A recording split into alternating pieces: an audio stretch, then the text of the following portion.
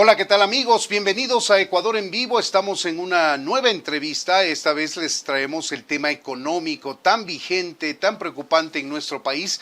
Y está con nosotros Luis Espinosa Godet. Él es profesor de Economía de la Universidad San Francisco de Quito. Bienvenido, Luis. Gracias por atender esta entrevista. Encantado de estar con usted, encantado de estar en Ecuador en Vivo, en estos estudios maravillosos que estamos casi estrenando, así que enhorabuena por ello. Así es, están casi estrenando, estamos apenas unos pocos días, pero seguramente será su casa como la del resto de entrevistados cada vez que Ecuador en Vivo requiera tener una orientación en el tema económico, por supuesto, que es el que vamos a abordar. Vamos a empezar, hay dos temas de coyuntura que están sobre la mesa. El decrecimiento de la economía ecuatoriana en el segundo trimestre de este año, cifras oficiales entregadas por el Banco Central del Ecuador, y también esta nueva iniciativa que no se ha concretado aún oficialmente, de que el gobierno estaría buscando un crédito, un nuevo crédito, este sería de resiliencia y sostenibilidad, así denominado, con el Fondo Monetario Internacional. Empecemos por el primero. ¿Qué nos dice este decrecimiento del 2,2% admitido formalmente por el Banco Central del Ecuador? Bueno, Freddy, a mí lo que me sorprende es que sorprenda que Ecuador ya haya decrecido en el segundo trimestre del 2024. Eso era de esperar. Pero ¿cómo no va a decrecer si durante el mes de abril no había energía eléctrica? Nadie tiene que ser excesivamente inteligente para darse cuenta que en el 2024, si no hay energía eléctrica, la economía no crece. Sin embargo, salen las noticias y parece, ¡oh, gran sorpresa, ha crecido la economía de Ecuador! Cualquier persona que esté en las calles de la ciudad, y yo he venido a estos estudios andando por Quito, cualquier persona que tenga a alguien que conozca a alguien que tenga un negocio, y son millones de ecuatorianos los que tienen pequeños negocios formales o informales, cualquier persona que conozca a jóvenes que están buscando empleo, y son millones de ecuatorianos los que están intentando buscar empleo, cualquier persona que trabaje en una empresa y esté viendo cuánto se vende, sabe que la economía de Ecuador está en una situación paupérrima. Esa es la realidad. Esto quiere decir que si ahora tenemos cortes de energía eléctrica, el tercero y el cuarto trimestre de este año tendrán cifras similares. Por supuesto que si tenemos cortes de energía eléctrica no va a crecer la economía de un país, porque en el 2024 necesitamos la electricidad para prácticamente hacer todo lo que hacemos en nuestro uso de la vida diaria. Pero no es solo eso, tenemos cortes de energía eléctrica, tenemos inseguridad en las calles, tenemos incertidumbre política, no tenemos leyes que atraigan la inversión, no tenemos leyes que favorezcan en la contratación de las personas, tenemos una opresión fiscal que hace irrespirable para la economía del país el seguir sobreviviendo, y todavía nos sorprende que no crezca la economía del país. Evidentemente no va a crecer. ¿Cuánto ha pesado el incremento del IVA que coincide que arrancó en abril de este año y la medición que tenemos del segundo trimestre es de abril a junio? Claro, en economía es muy complicado saber qué causa exactamente qué, ¿no? Eso, tenemos el problema del ceteris paribus, no se puede saber exactamente qué causa exactamente qué. Yo no sé cuánto ha pesado exactamente, sí sé que no ha contribuido al crecimiento, ha contribuido al decrecimiento. Lo sé yo y lo sabe cualquier ciudadano que ha ido a consumir y nota que todo es un 3% más caro, y cualquier restaurante, cualquier papelería, cualquier comercio que nota que tiene menos ventas. Esa es la realidad del país y no necesita que venga ningún experto o profesor de economía a declarar lo que es evidente ante los ojos de la totalidad.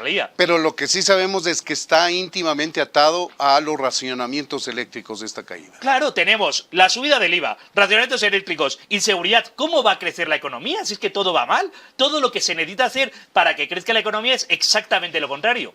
No se puede generar energía de la noche a la mañana, pero sí se puede bajar el IVA. ¿Eso ayudaría en algo?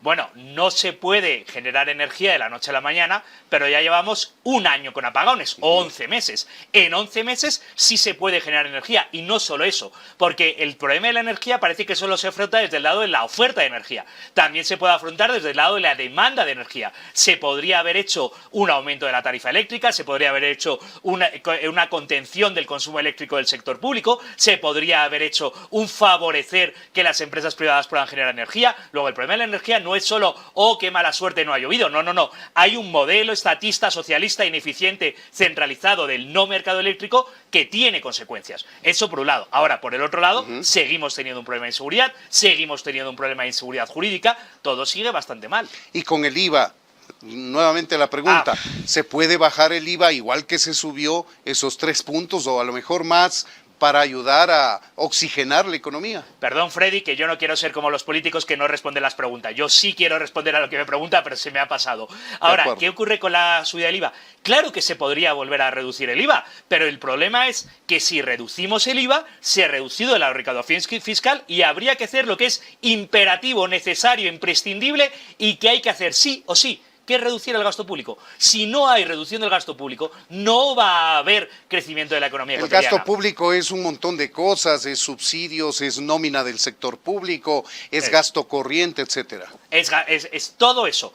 Y todo eso es gasto en electricidad, entre otras cosas, es todo eso. Y todo eso hay que plantearnos cómo reducirlo. ¿Eso quiere decir que va a desaparecer el Estado? No, quiere decir que evidentemente el sector público podría ser más eficiente. Y si alguien se cree que no sea más eficiente, yo le pregunto a usted, señor o señora que está, ¿no se le ocurre ninguna manera de reducir burocracia, de hacer más eficiente el gasto público, de reducir trámites burocráticos? Todos los que vivimos en este país sabemos que se podría hacer. Lo único que necesita es voluntad para empezar a reducir el gasto público. Y el Estado, en lugar de afrontar sus problemas, lo que hace es trasladarnos esos problemas a nosotros y evidentemente termina subiendo el IVA. Si se baja el IVA, que es imprescindible, habrá que reducir el gasto público y tendrá que empezar a apretarse el cinturón. Lo que no puede ser es que siempre se esté asfixiando a los ciudadanos, a la clase media, a los pequeños negocios, a los que están buscando empleo, a esos siempre se las asfixia y el Estado nunca se asfixia. Y la consecuencia es que siempre tenemos más gastos que ingresos, lo cual se traduce en un déficit fiscal y la mejor opción que han encontrado, no los gobiernos anteriores, es la deuda, al punto que ya se está hablando nuevamente de un nuevo crédito con el Fondo Monetario Internacional. ¡Oh, un nuevo crédito con el Fondo Monetario Internacional! ¡Qué gran idea! Nunca se nos había ocurrido antes, seguro que eso nos va a sacar de los problemas. ¿Qué número de crédito con el Fondo Monetario Internacional llevamos? ¿Cuál es la realidad? La realidad es, Ecuador está sobre el Estado ecuatoriano, que no es el Ecuador, porque Ecuador somos todos, el Estado es una parte pequeña del Ecuador, el Estado ecuatoriano está sobreendeudado y cada año tiene déficit porque tiene más ingresos que gastos. Eso que hace que tenga una deuda que se va a hacer una gran montaña, una gran bola de nieve, una gran bola intragable, ¿no? Esa gran bola llegó un momento, no me puedo citar de memoria, pero fue en el año 2020 en pandemia, en que el ministro Martínez renegoció aquella deuda. ¿Y qué dijeron? Mira, ahora estamos en pandemia, esta es una situación muy difícil, pero de verdad de la buena, que para el 2025 vamos a ser una economía próspera y vamos a poder pagar. ¿Qué ocurre? Que nos acercamos al 2025, no se ha hecho ni una sola de las reformas que se suponía que habría que hacer. Es más, estamos peor de lo que estábamos antes, porque ahora ni siquiera tenemos electricidad y además tenemos inseguridad en las calles y evidentemente no se va a poder pagar el 2025. ¿Y ahora qué dicen? Pues vamos a hacer una nueva reforma de la deuda, que me da igual que la llamen deuda verde, deuda amazónica, deuda ecológica, deuda rosada, deuda amarillenta, me da igual. Es más deuda. Deuda que se acumula la deuda porque no se paga la deuda anterior, porque no hay reformas estructurales. Estamos peor que antes, dice Luis, pero el ministro de Economía dice que estamos en franca recuperación. Le invito a que escuche una parte de la entrevista de la cadena Teleamazonas, que la vamos a ver ahora mismo. Yo creo, Liz, que estoy seguro que estamos en franca recuperación. Recibimos un país, como ya hemos dicho varias veces, absolutamente quebrado y con pocas alternativas de financiamiento internacional. Inmediatamente emprendimos el tomar medidas valientes, medidas económicamente responsables que afecten menos a los más necesitados. Y con estos credenciales entramos en negociaciones con los organismos multilaterales y recibimos el apoyo unánime, tanto de los organismos multilaterales como de otros países que nos están dando financiamiento multilateral. Eso hace que ya a la fecha hayamos recibido desembolsos que superan los 2.000 millones de dólares y hasta fin de año esperamos recibir desembolsos por más de 5.000 millones de dólares. Ahí tiene, estamos en franca recuperación y tenemos buenas noticias porque vamos a recibir hasta 5.000 millones de dólares hasta finales de este año. Yo de verdad que me gustaría vivir en Gobiernolandia, porque en Gobiernolandia todo es maravilloso, en Gobiernolandia siempre les va bien, en Gobiernolandia todo va estupendamente y el año que viene siempre va a ser estupendo. Ahora, si se dan cuenta, el ministro no ha hablado de absolutamente nada de lo importante. No ha hablado de las pequeñas empresas, no ha hablado de la inversión, no ha hablado de la generación de empleo, no ha hablado de los ciudadanos que pagamos más IVA. Es decir, eso no está entre las preocupaciones de Gobiernolandia. En Gobiernolandia les preocupa una cosa, que es conseguir más financiación de los organismos internacionales para cargar más deuda a los ciudadanos, para que ellos puedan seguir pagando el tamaño del Estado, para seguir comprando votos para las siguientes elecciones. Esa es la preocupación de Gobiernolandia. ¿Cuál es el problema? Que yo no vivo en Gobiernolandia, yo vivo en Ecuador. Y en Ecuador tenemos problemas reales, tenemos problemas de seguridad, tenemos problemas de electricidad, tenemos problemas de pago del IVA, tenemos problemas de empleo, tenemos problemas de las pequeñas empresas. De eso el ministro no ha dicho ni una palabra. ¿Qué se debería hacer en cada uno de estos temas que usted señala? Por ejemplo, en empleo. Es bastante llamativo que teniendo 16 candidatos electorales, que se dice pronto, ni siquiera los candidatos electorales estén hablando de estos temas o estén proponiendo. ¿Cuál es el problema del empleo? La ecuación es bastante sencilla. Las empresas son las que crean empleo. Si no atraemos más empresas y más inversión, no habrá más empleo. ¿Ecuador va a atraer más empresas o más inversión si no hay electricidad eléctrica, si no hay seguridad en las calles, si no hay seguridad jurídica, si la presión fiscal es insostenible, si la burocracia y la tramitología hacen prácticamente imposible y asfixiante porque siempre hay un inútil burócrata de turno que viene a hacerte una inspección porque sí o porque no y que viene a intentar a meterte en tu empresa de cómo deberías hacerlo? Si las leyes de empleo hacen prácticamente imposible contratar a una persona porque es imposible asumir toda la carga que conlleva, si los impuestos cada vez son más y es más, cada vez hay más incertidumbre y más tramitología para pagar impuestos, hay que hacer todo lo contrario de No lo que se tenemos hace. salida de momento, entonces. Bueno, claro que hay que salida. Ecuador no tiene nada en su tierra, en su aire o en sus árboles que le condene a no poder tener prosperidad. Claro que hay otros países, no solo de América Latina y también de América Latina, que han cambiado estas leyes para empezar a prosperar. Esta misma mañana hemos estado viendo los datos de Grecia, por ejemplo, que se está recuperando profundamente y que ha hecho exactamente lo contrario de lo que se hace aquí. Se cambia la ley laboral para que sea más fácil contratar. Se cambia la ley fiscal para reducir impuestos. Se reduce el tamaño del Estado para que no haya que asfixiar a las empresas. Se hace mucha menos tramitología para que sea todo más eficiente. Claro que se puede, si hubiese voluntad. ¿Alguno de los 16 candidatos está proponiendo algo parecido? Yo no he escuchado nada. Me refiero a que no tenemos salida hoy por las leyes que tenemos. Por supuesto que no hay salida hoy por hoy, ni mañana, ni pasado mañana. Y que nadie les engañe. Gane quien gane en febrero, tampoco va a haber salidas en marzo o en mayo o en junio del 2025. La prosperidad es un proyecto de largo plazo. El crecimiento económico es un trabajo diario continuado por años y décadas. Eso es lo que nos lleva a la prosperidad. No hay fórmulas mágicas, no hay milagros económicos. Hay constancia en el crecimiento, en el esfuerzo y en el ahorro. ¿Y es posible el crecimiento económico con un peso tan grande de la deuda externa? Hay teorías que suponen atar el pago de la deuda externa al crecimiento económico. ¿Esto es posible? ¿Es viable? Bueno, el libro de Trejan y Robb, que se llamaba This Time is Different, ¿no?, que analizaba cuál es la deuda de los países con el crecimiento económico. Evidentemente, la deuda podría ser pagable si hubiese crecimiento económico y hubiese un plan de prosperidad. Si, por más que se renegocie la deuda 40.000 veces, como se hace en Ecuador, como se hizo en el 2020, anteriormente desde el 2008 que el gobierno de Correa hizo aquel impago de la deuda, da igual cuántas veces lo hagamos porque volvimos a lo mismo.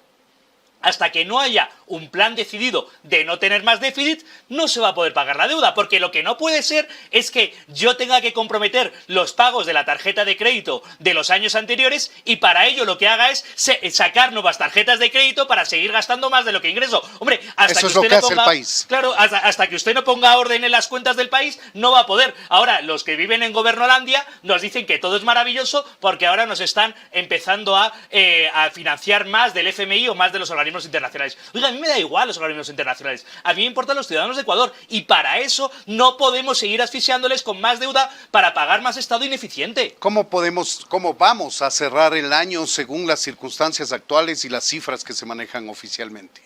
La verdad es que no lo sé, porque todo dependerá. ¿Vamos a tener energía eléctrica en octubre del 2024? ¿O el gobierno va a obligar a cerrar a las empresas? Porque evidentemente, si obligas a cerrar a las empresas, sea 12 horas al día, sea reduciendo la electricidad al 50%, ojo, que el gobierno le dice a las empresas productivas que tienen que reducir su consumo de energía eléctrica un 50%, cuando el gobierno, que es improductivo, no es capaz de reducir su consumo de energía eléctrica un 50%. No, y además ofrece cero consumo en noviembre, diciembre y Sí, enero. Encima, ¿Esto es viable? ¿Esto es posible? Encima, pagas, en lugar de reducir la demanda de electricidad, para lo cual tienes que aumentar el precio de la electricidad. Ya sé que no es popular, pero es que aquí lo importante no es lo que es popular. Aquí lo importante es lo que es eficiente. Bueno, para los gobiernos sí es importante lo que es popular. Bueno, ya, pero es que para los gobiernos debería ser importante lo que es bueno para los ciudadanos. No solo intentar ganar las siguientes elecciones, ¿para qué? Para seguir endeudándose y seguir cobrando altos salarios a costa de ser inútiles. Pero ¿cómo califica esta medida, por ejemplo? Tarifa de consumo eléctrico cero, noviembre, diciembre y enero. Déjame pensarlo un poquito. Absurdo, populismo latinoamericano e ineficiente y estúpido. Quizás en esa línea, no he pensado los adjetivos bien, pero pueden ser más o menos esos. ¿Y eso cuánto le puede costar a todos los ecuatorianos? pero el Porque problema eso es- no sale del bolsillo de Claro. nadie en particular, sino de todos los ecuatorianos. A ver si lo consigo aclarar mirando en cámara. A ver, usted va a pagar la energía que consume. La va a pagar o en la planilla de la luz, en cuyo caso, como usted es responsable, va a intentar consumir menos.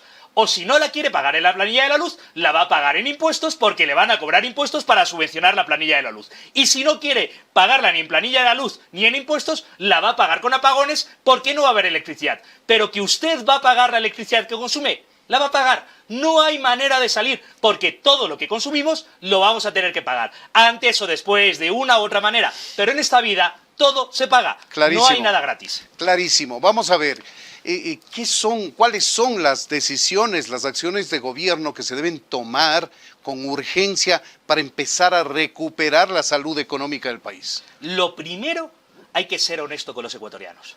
Porque aquí los que vienen en Gobernolandia o los que aspiran a vivir en Gobernolandia y nos dicen no, es que el trimestre que viene de verdad que ya nos va a recuperar, o yo voy a ganar las elecciones y a partir de que yo gane nos vamos a recuperar. No, Ecuador está en una situación muy dura, muy difícil y el camino va a ser muy duro. Ojo, yo admiro al presidente Milei, que lo primero que le dijo a los argentinos es no hay plata. Fue honesto con los ciudadanos y les dijo, voy a hacer recortes muy duros porque no hay plata. Hay que ser honesto. Y yo sé que usted quiere ganar las elecciones, pero tiene que ser honesto, porque el día después de ganar las elecciones, usted se va a encontrar en esa posición. ¿Cuál es el problema? No hay plata. ¿Qué vamos a hacer cuando no hay plata? Hay que reducir el gasto público. ¿Hay que reducir el gasto público? Sí o sí o sí. Te guste o no te guste, ¿Cómo? de una manera o de otra. ¿Cómo? Bueno, primero haciéndolo mucho más eficiente. Hay que reducir tramitología y organismos ineficientes. ¿Cuántos ecuatorianos saben para qué sirve la CNEL, el CEACE? ¿Cuántas son las que regulan la energía eléctrica? Creo que son tres. Y la empresa eléctrica Tres de Quito. instituciones, así es, Sí. más las comercializadoras. ¿Cuántas empresas hay? ¿De verdad no se nos ocurre que son todas muy ineficientes porque no tenemos energía eléctrica y a lo mejor en lugar de tres podríamos tener una eficiente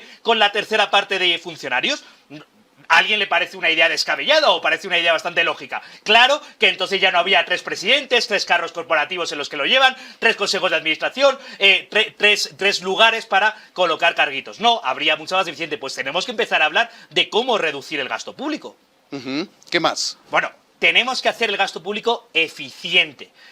Claro que tenemos problemas graves, tenemos que hacer auditorías a todos los organismos públicos y empezar a ver lo que están ahí. Tenemos que saber cuántos funcionarios hay en cada uno, cuánto cobra cada uno y qué trabajo hacen. ¿Realmente están haciendo un trabajo eficiente Son o no? cuotas políticas de N gobiernos que han pasado por ahí, le han empezado a hacer obeso al Estado como pago de favores de campaña, por ejemplo. Por ejemplo, pues a lo mejor habría que empezar a terminar con los pipones, a lo mejor habría que empezar a terminar con la corrupción y a lo mejor tendríamos que empezar a hablar de que haya una regulación mucho más flexible para poder montar empresas y crecimiento económico. El camino contrario a lo que estamos haciendo hasta ahora.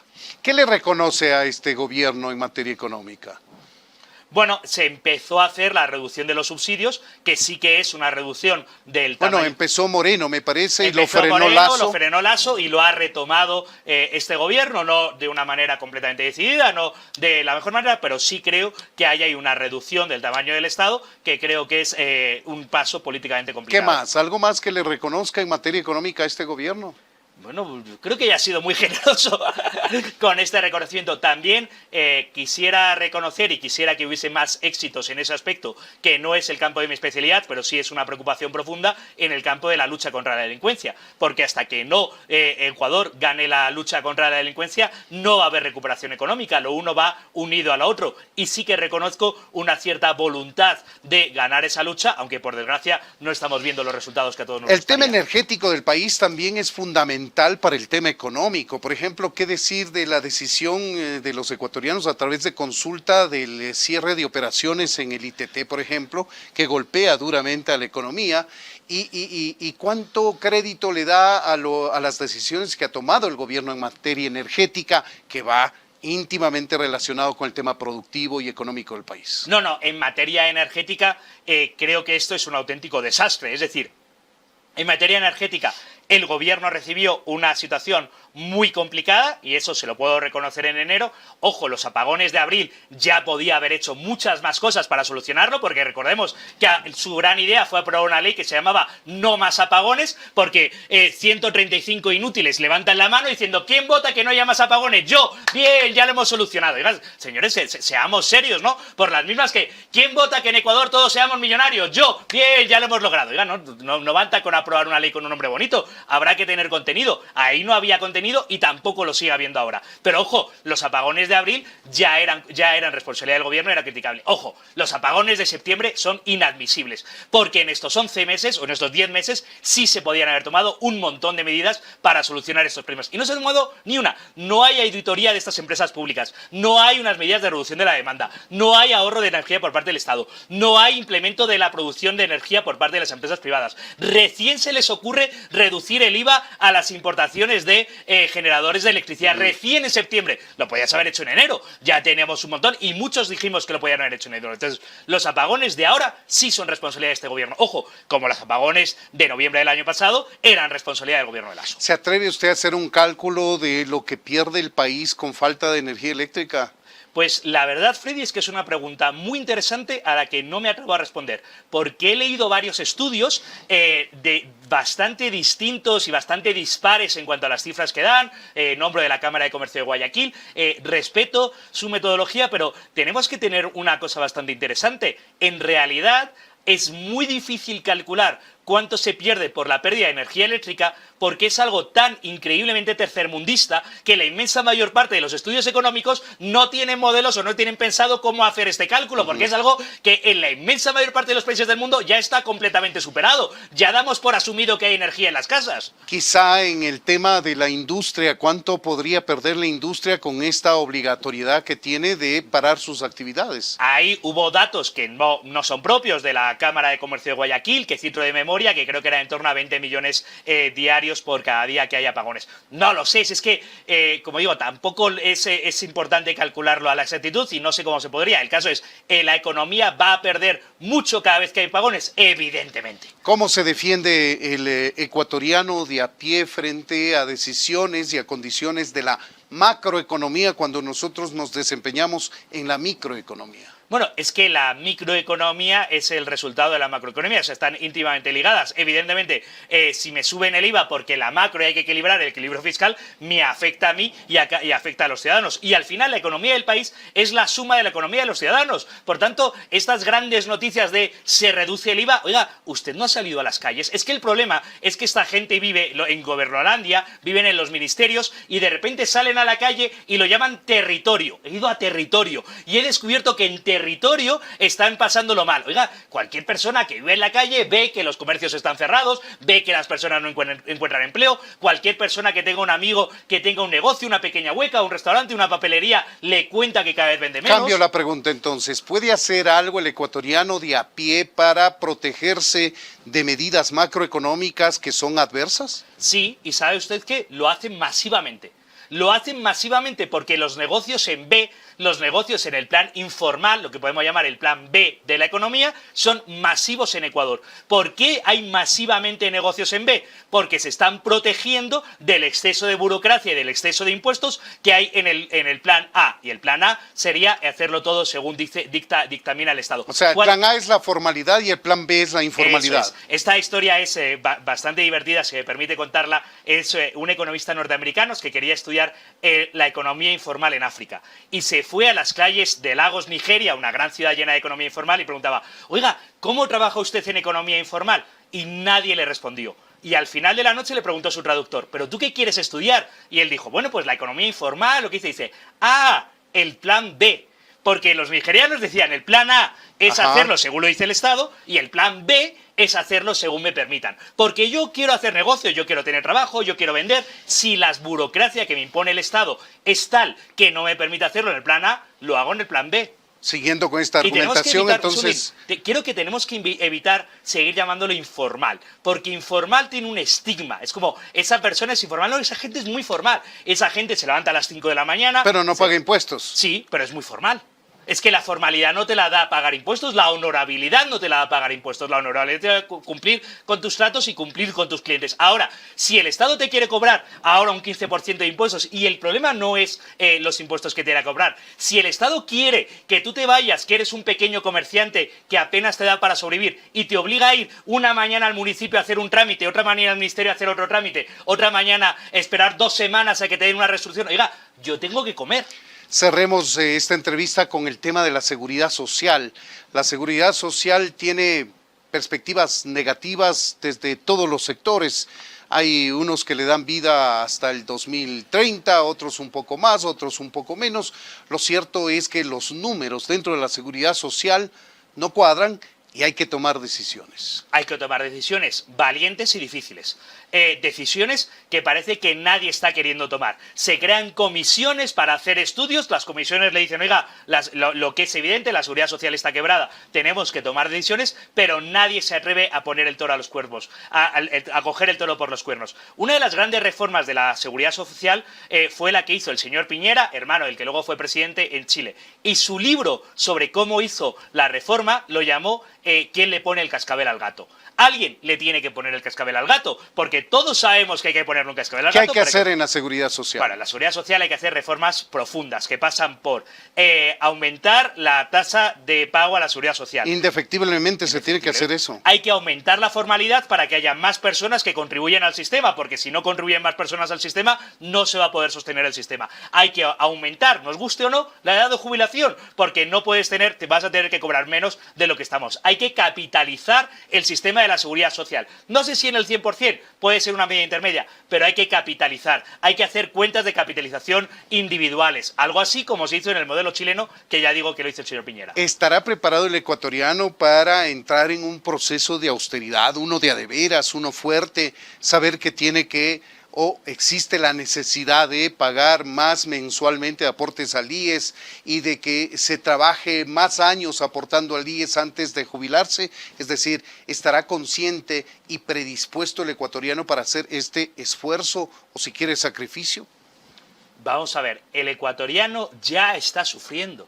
Los jubilados de Ecuador ya están sufriendo. Es decir, no hay alternativa, no sé muy bien cuál es la alternativa. ¿Está preparado el ecuatoriano para que quiebre el sistema de la seguridad social? Esa es la gran pregunta. O, si no está preparado para que quiebre, habrá que reformarlo, porque los números no cuadran. Entonces, ¿está preparado para reformarlo? Es que hay que reformarlo. Bueno, eso hizo Milei en Argentina, les anunció, usted lo trajo a colación su discurso, y los argentinos, bueno, tendrán que sujetarse y saldrán a las calles como lo están haciendo.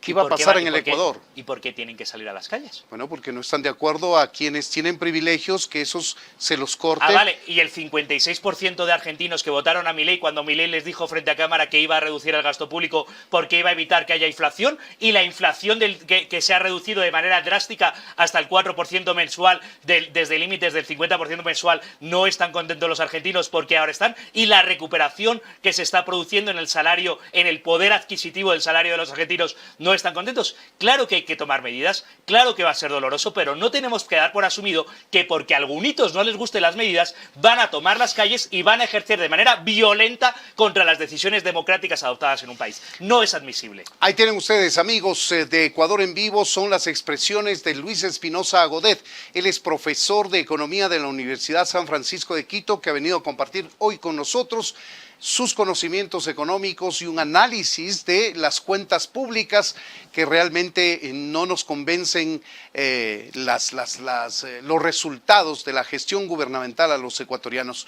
Luis Espinosa Godet, muchas gracias por habernos atendido. Un placer, Freddy, un placer a Ecuador en Vivo y suerte.